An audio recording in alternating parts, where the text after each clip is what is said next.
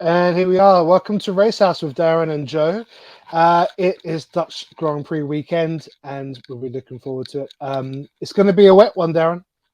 Joe, seeing the weather forecast, mate, it's not looking good, and here in the UK today, it's not good either, mate. So, Mm. but it's going to make for great entertainment and great racing this weekend.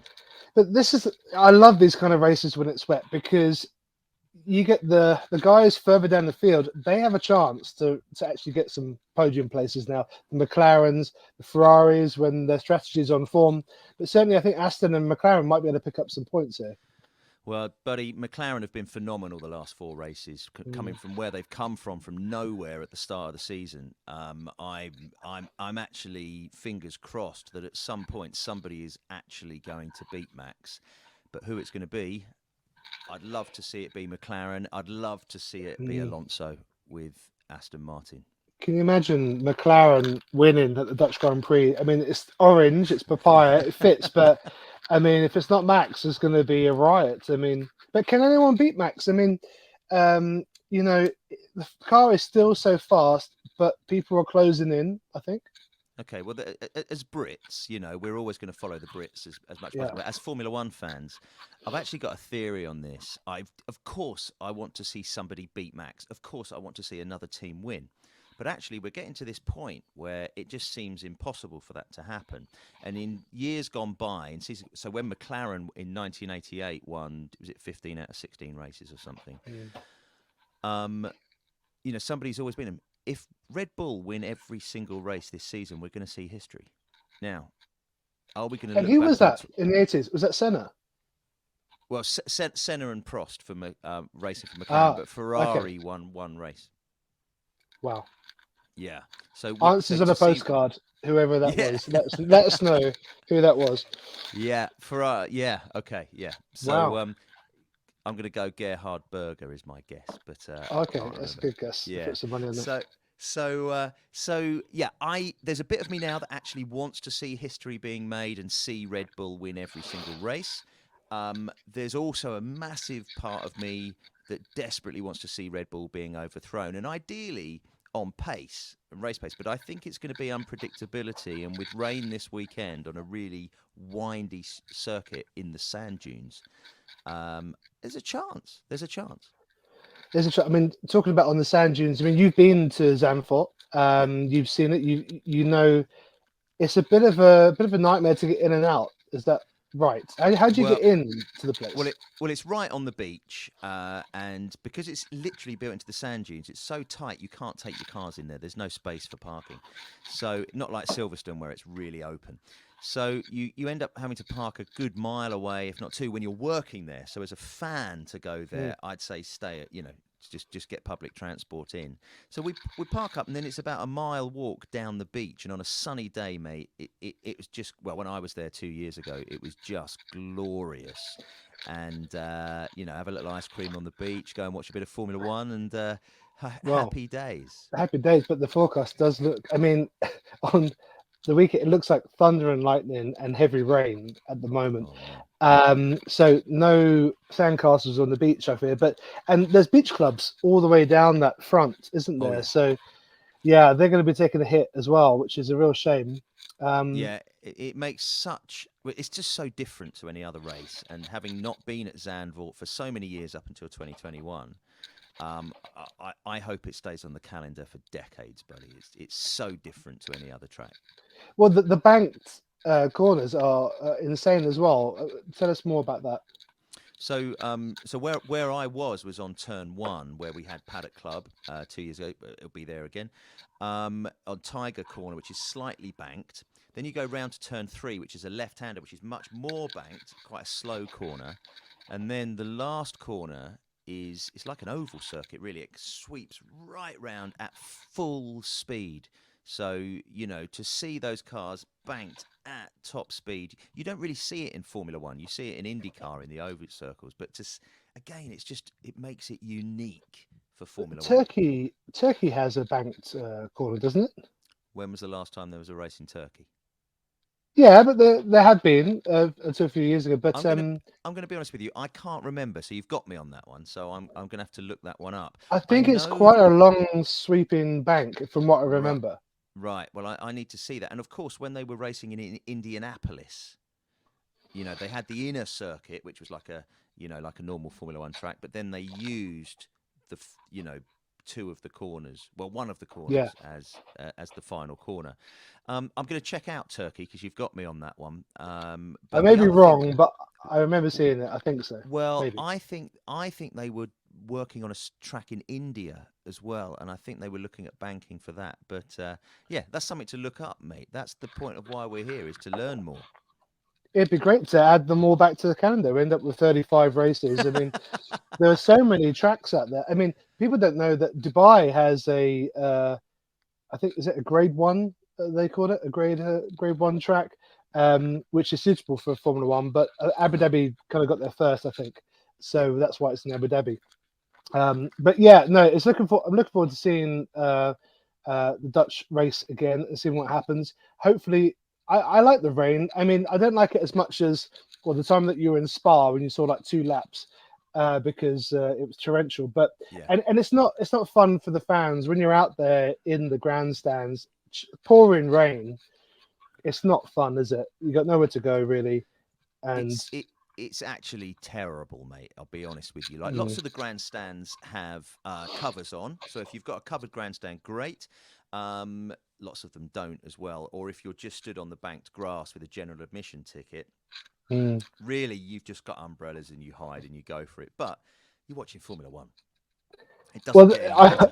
I always think of the fans at Spa because you see them on the bank like this, Yeah. and they are just like the hardcore. I mean, they're sitting there in torrential rain. They're I know. absolute diehard heroes, and I think that's just shows the passion. And that's we're so passionate about it, and Yeah. we've been to tons of races, and we've worked at tons of races, which has been great. Um, Talking of working at races, two people with more time at Formula One. The Haas drivers, it's just been announced today that Nico Hulkenberg and Kevin Magnussen have re-signed for 2024 with Haas. No room for rookies, it seems. Well, first of all, talking about K-Mag, I think he Mm, came in last season and made Mick Schumacher look, quite frankly, quite average. yeah. Having had Mazepin the previous season, um, but the Hulk has come in and made K-Mag look a bit average. So I think this is the Mm. best driver lineup Haas have had to date since they He's started in hungry. He's 2015. hungry for it. That hunger that came Yeah, out, Nico's got it now. I know, and I think we're And seeing it with Daniel as well at Alpha Tauri mm, coming in. I feel sorry for Nick De Vries that he's not going to get to do his home race, but at the end of the day, oh you've yes. you've got to perform, And Mm, De Vries came in as a former Formula Three. What am I talking about? Formula E champion. yes. And so I think that's why he wasn't given as much time as, let's say, some of the other rookies over the years. But of course, we've got Piastri in there this season, and what a great job he's doing. You got Sargent in there as well, but there are question Hmm. marks over Sargent. I mean, look, Yeah, I think it'd be nice to give them more time to bed in, but it is at the end of the day, it's a business as much as sport and entertainment. And these teams, they need points. They need it, because they get money for every point they get. They get yeah, bonuses. They get prize money. Um, they can't just keep sinking money it into this it is a black pit. results business, and the only way you're going to get good sponsors is to be successful, and Mm, sponsorship's a huge part of it as well. Um, but to make it work, to make the cogs go round, to create the entertainment for it, for us to all watch it on TV and go to, But the TV coverage is so good as well, now that it's well, in. yeah, we watch it on a variety of formats, I guess. I mean, we are partial to Sky. We do love the Sky report because it's just so comprehensive because of the Yeah, deal they have. The red button is amazing. This is not an advert for Sky Sports F1, but Channel 4 and also other broadcasters do have great coverage. But no, with the red button, you can really get intimate, and really get up and close with the drivers as well as the actual race itself. I've actually Um, not tried it yet, Joe. I've just I love just watching everything going on, and I worry if I just have it on the red button in Hamilton's car, let's say, or Max's car, I'm going to miss something because it's not about who's going to win the race. it's 10 different teams and 20 drivers all battling it out in amongst Yeah. themselves. You know, we know everybody's going to go to Zandvoort expecting Max to win, and I'll be shocked if he doesn't. But it really is about the inter-team battles and the championship battles and Well, who's going to the get the podium. midfield is so interesting because Yeah, it really, I mean, Ferrari, they kind of drift in and yeah. out of that, and you've got McLaren, Aston, and Ferrari, but then you've got like sometimes Williams will come up and like take a little bite or something, or Haas will. And You could yeah, arguably say Albon in that Williams this year is possibly driver of the season to do what he's doing yes, in that Williams. it's true. And that could also, mark him for greater things, certainly. He's around the same age as Lando and George, I think, Yeah. George Russell. So potentially he could be, I don't know where he could go. He could be a McLaren driver. It could be any driver, really.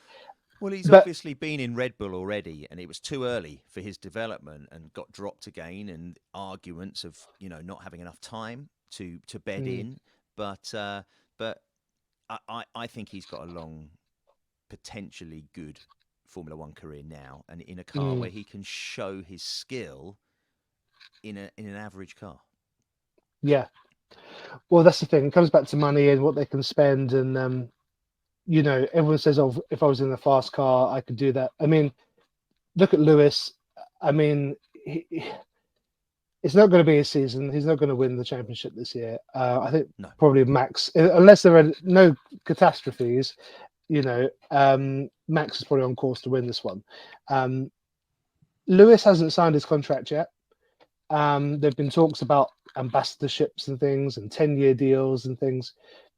If he does an Alonso, then he's got another good 5 years in him. Does he still have the hunger? Does he think he can get one more championship out of those years if that is his plan? Well, I think we all know, and he's not going to get a Red Bull drive, although it'd be amazing to have a season of Max versus Lewis in the same car. Not going to happen. It's Yeah. not going to happen, and I don't see him going to Ferrari. The only possible change that could happen, depending on what happens over the next 12 months, is what about McLaren? What if they did a swap deal for Lando and Lewis? That is really interesting. A swap deal of Lando and Lewis. Yeah, Watch I this mean, space. you called it. That's brilliant because Lewis will go back to his former alma mater, and Lando gets a shot at being in a very successful team. He would fit the profile. You've got George as well, a similar age. It could be because Lando, I don't know when his deal is up, but certainly he's going to be courted by all of them. I mean, Yeah. I think even Red Bull, he could go to Ferrari, he could go to. I mean, he's good friends with Sainz, so I'm sure. Yeah, Ferrari seems a bit of a poison chalice, though. It's kind of like It's so frustrating because they are yeah, such an amazing team, and as you've said to me before, every Formula One driver wants to drive for Ferrari. But it's a bucket list thing. It's like, hey, I did that in my career. it is. Vettel did it, Alonso did it. Yeah, and Raikkonen was there and luckily took the championship off of Hamilton in 2007. A rookie Yeah. champion, that's what we need. We're so close to it. So close to it then. But I Ferrari think really it's, without yeah. Michael Schumacher, never done it. Well, there was a lot of hope for Charles Leclerc last year, especially at the start of the season, but there are some really big mistakes. I mean, look, now you've got Fred Vasseur in charge. There are less clumsy mistakes being made, I think, than when Benotti was there. But we're not seeing the magic. We're not seeing the times. Sometimes they're up there, but they just get things wrong. I mean, I don't know. I don't know what is going on over there. To a certain extent, you could say maybe it's complacency because they're like, oh, we're Ferrari, we do it our way. Whereas Red Bull and Mercedes, I think, are not. They're very willing to just tear everything up and start again. Yeah. That's what I get from it, and I think maybe are Ferrari stuck in their ways? Is that something Well, that's holding them back? as you said, they've got Frank Vasseur now, and I feel like I'm mates with him now because I got a selfie with him just by the yacht in Monaco earlier this year. We're going to put that So selfie on here now. So yes, here, this is the selfie. So there's you and Fred. Amazing. and Wow. and but the thing is, we're just not seeing any difference at all, really, within the team, Mm. within the strategy, within the results. They had a great start to the season, but they never developed in 2022. And Charles is arguably the fastest driver over one lap, arguably better than Max. But that Ferrari is just not developing at all, Mm. compared to other cars. But there is the dream of every driver to race for Ferrari. I'd do it, you'd do it, but I don't see it changing. I don't feel Is that's there. Yeah, no, I know what you mean, but it's the dream now. I'd love to drive for Red Bull. Hmm. Is that what the drivers on the grid must be thinking? I don't Because think they they've got seem the to have it history licked. yet. They definitely have, but the history isn't there for that team like a team like Ferrari. Mercedes has it a little bit because they raced in the 50s as the Silver Arrows. But do they McLaren. care about that? Come on, do they really Do you care know what? about that? I think you're right. I think they literally look forward, and the They want to history is lift a irrelevant. trophy. Yeah. Yeah, correct. I mean, look Yeah, at yeah, yeah. Williams. Williams dominated for years. I mean, okay, but come on, would you want to go to Williams No, now? I mean, it's I completely changed. I think the only team is Ferrari that has that nostalgia. But ultimately, every driver wants to have a Red Bull seat, but you're never going to get it with Max in it. My question would be to you: Is Max going to see out his contract till 2028, or is he going to get bored? I think he's getting bored already. He's already Hmm. hinted in interviews that, yeah, the money's good and the lifestyle's great and he enjoys what he does, but he's become world champion now twice. Yep. He'll probably do it 3 times this year. Um, Especially when the FI keep changing and moving the goalposts. He's like, well, they're just kind of out to get me, and it's kind of like a lot of the complaints that Lewis had. But um, I don't know. It's like anything. All of us out here, whatever line of work you do, we're musicians. Sometimes, you're doing the gig and you're like, okay, I've done this one before, kind of thing, and I need to change it. I need something to refresh. So I think that's a natural thing, whether you're a racing driver or a musician or a bricklayer. You need a change, um, especially when you have kind of the cheat code mode on, and you're just winning every race. Well, yes, that's boring because you're poodling home. There's no jostling, there's no battling. You're not using your skills. Um, it's like watching Top Gun Maverick, and the other planes just aren't as fast, and he manages just to blow everyone out the sky. Mm, It's kind mm. of a bit boring. Um, so I don't know. I mean, look, he's set up. He's got plenty of money. He seems to be enjoying his family life, and he's done what he wanted to set out to do. Whether or not he wants to get the 8 titles, that's probably a goal that he could attain. Yeah, yeah. Vettel did really well. I mean, how many was it? 4 or 5 championships Vettel got? Vettel got four. Yeah. 4. So Yeah. yeah. So I think everybody though still arguably says Senna was the best driver ever, and because his career was cut short, he got three. Prost is on four, and then you've got Schumacher and Hamilton on seven. But if Verstappen stays with it, of course he can do it. But with all the big rule changes next happening in 2026, he's arguably got this year, next year, and 2025 to get that fifth championship to get in there. Um, Mm. you know, but we look at this dominating driver world, in Red Bull at the moment with where they don't have two great drivers in one team. You have your main driver like Verstappen, and their teammates just don't come anywhere close. How about putting Lance Stroll in a Red Bull to see how he does? Um, well, look, we say that the co-driver is. I mean, Perez is second in the driver standings He as we is, stand. And he's second. I and mean, and Alonso third, Hamilton fourth. Um, Alonso above Hamilton. Like, what is going on here? yeah, Incredible. And then we look down the field. Daniel Ricciardo 0. yeah, Um, that is that's what I'm interested in this season. Is that like is Daniel going to be able to get some points and keep his seat? Because it's all very well get rid of Nick De Vries, but you know, well, are you going to perform? You know, Of course, what Daniel does bring is character and joy. We love our heroes and villains in anything, And I'd say Alonso's always been a villain, but Daniel has always been the smiley, cheeky, happy-go-lucky comedian of Formula One. So I love the fact he's back. But of course, being in the AlphaTauri team, which is struggling, and I think the other problem is we've got Red Bull, Mercedes, and Ferrari. Let's arguably say top three teams with McLaren and Aston Martin now really getting in amongst it. Well, there's your 10 cars. Where are the points coming from? mm, I don't. This is the mm. problem we've got now. Is we've got five really, really advancing teams, and so your other five teams are only going to pick up the scraps where one of those has a DNF or a crash. Well, it is the same thing.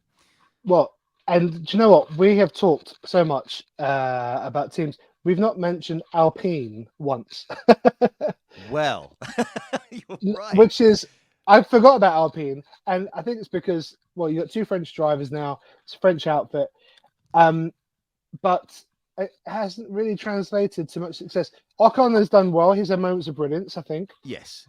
Well, Um, I've always been a big Otmar Safnauer fan, having seen him being interviewed in Paddock Club at Silverstone and having actually spoken to him on one of our pit lane walks, Joe.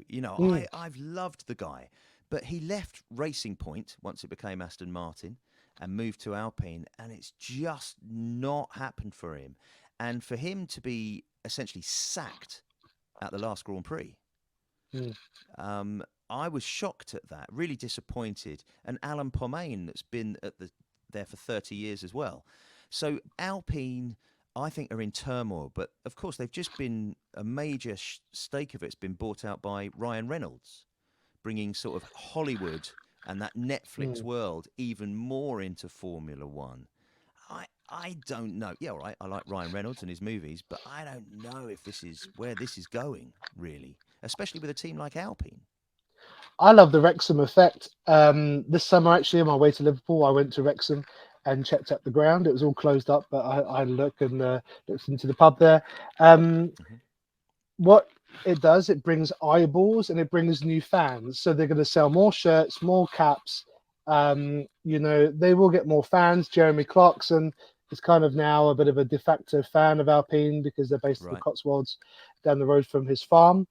Hmm. Um, and so there is that media as well, but does it translate to performance on the track? Well, look, if you get more money from selling more stuff, then yes, then you can put it into the car. But I think you might end up with more distractions because if there's another documentary going on, with the Alpine guys, I'm not a big fan of these distractions for the drivers, Hmm. making them do silly games on social media and all this kind of stuff because the time is taken up by all this stuff, but they need to focus and get on with the actual racing.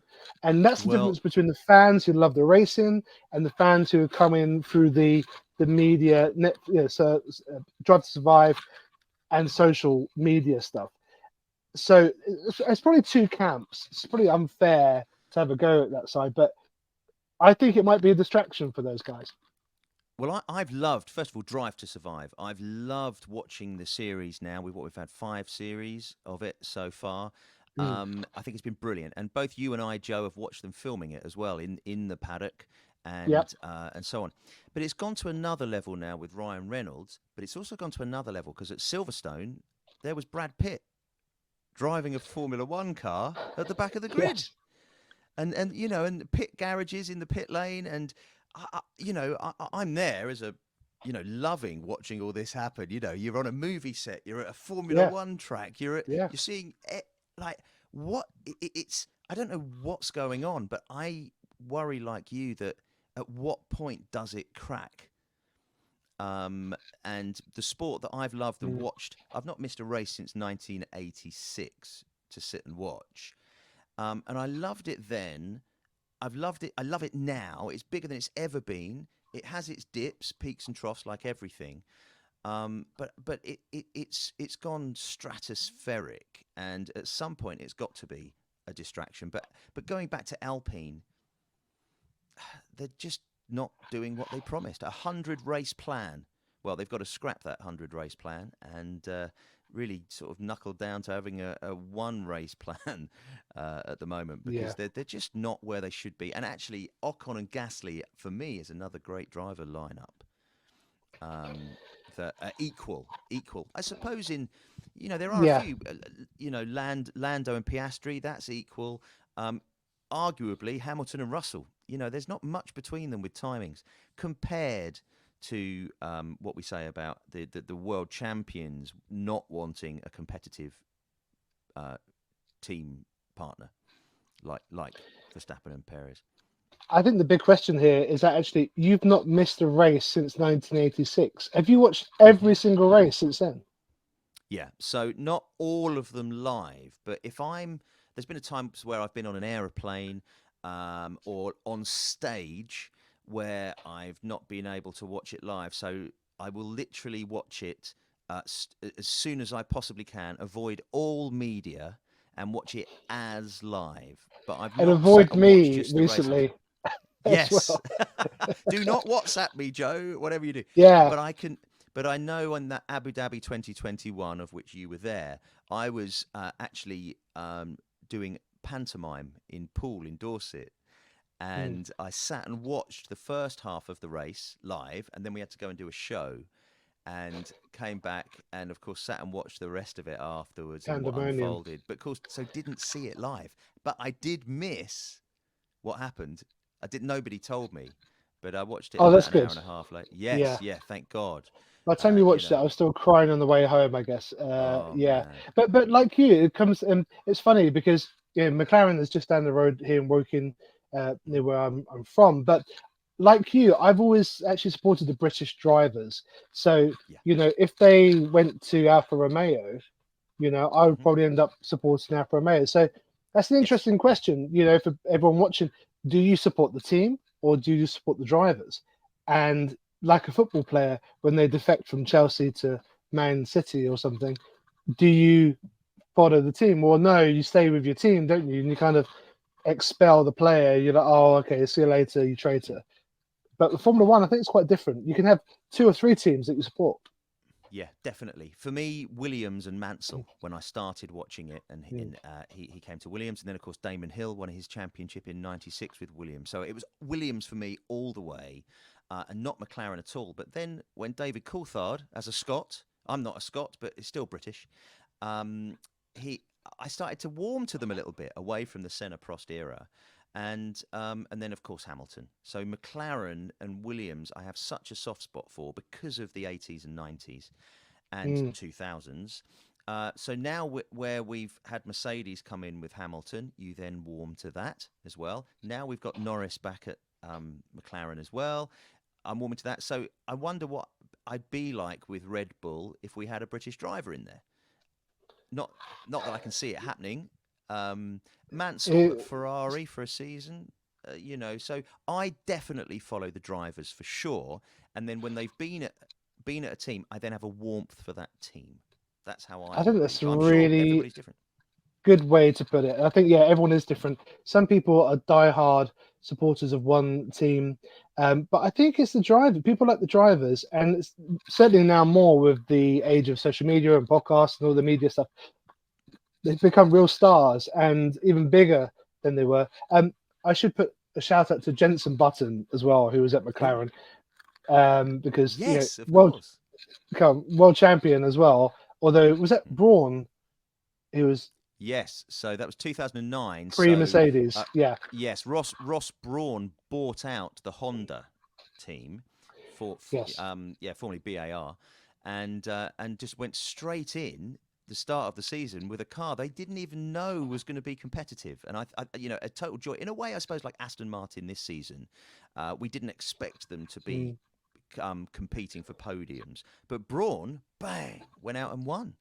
I think wasn't Richard Branson part of that team as well? I think he had maybe a hand in He there. what? You're right. He was sponsoring it, and then went on to buy a team himself. I think he bought Marussia and set it up as Virgin Racing. But it didn't really happen for him. It came and went, really. And I'm Mm, surprised at that because, he turned his yeah. hand to a lot of great stuff. He got into Formula E after that as well, I think. But yeah, that's another one. Sponsors and Mm. their pet teams. Um, I mean, I know David Coulthard ribs Eddie Jordan about selling his team. Now they're worth basically a billion each, essentially. Yes. But he's like, well, yeah, but it's bloody hard. Like, you got to pay the bills, you got to get those results to bring the money in. So that's why it all comes back to performance. It all comes back to the drivers, and that's why every driver has to earn their keep and sing for their supper, Yes. Yeah. drive for their Well, supper. the Jordan Racing team for me, because Damon raced for them at the late 90s. Again, I've had a soft spot, and I think sponsorship. Whenever I see DHL, I see it as a Jordan racing car, yellow Jordan racing car flying by. And never forget it. But again, just to drop one in there, I got to do sound for Eddie Jordan's band on his yacht in Monaco this year. So I'll give you another photo, and what an amazing guy, what a warm guy. He to me is what Formula One need again. More rock stars is what Formula One needs, and Yes, for characters. his team was the party team, and to get to party with Eddie was another bucket list thing for me. Um, Absolute joy. That's fantastic. Well, good. We look forward to more photos, and we look forward to your questions as well. Dutch Grand Prix preview. Who's going to win this Grand Prix? Is it going to be Max dominating, or are we going to see some upset from the midfield because of the weather? So we'll keep you posted. We'll be back with a post-race podcast, so you can check out our analysis of what happened. And also make sure you send in your questions and follow us at all the available channels that we post it on. But for now, it's goodbye from Darren and myself.